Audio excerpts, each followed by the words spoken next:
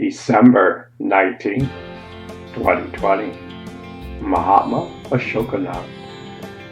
A few months ago, I got a Facebook request from Ashok Kumar. I didn't think I knew who he was.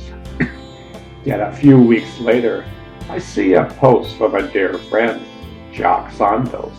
In it was a picture of Mahatma Ashokanand, and I found out that Mahatma Ashokanand and Ashoka Kumar were the same. Life is a riddle. I haven't seen him in 48 years. I knew him in the early 70s. Since then, we have talked a few times. He is 89 years old, yet he still rides a bicycle every day. He said he averages about 40 kilometers a day. I was quite impressed with the youthfulness of his voice. He has a yearning to always gather wisdom. We talked about mutual friends. He received knowledge from Prem's father, Sri Hans, in 1956, a year before Prem was born. He has been meditating ever since.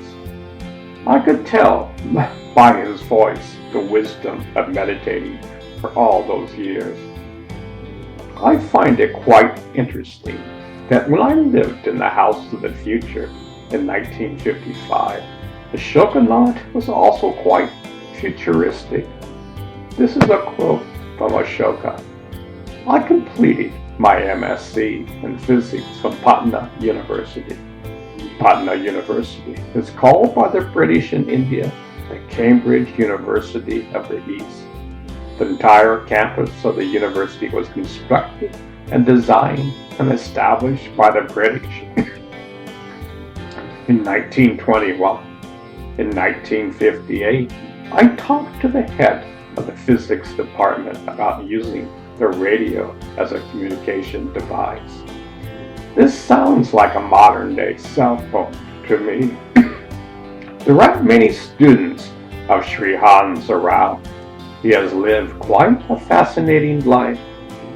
Here's one of my favorite incidences with Mahatma Ashokanand. Ashokanand incident. While we were in Bombay one day, I was in Raji's room when all of a sudden he got off his bed, stood up, and started to wave his hands towards one of his initiators, Ashokanand.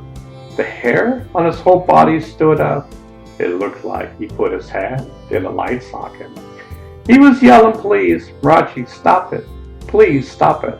After 20 seconds, Raji's hand fell to his side and Ashokanand was back to normal.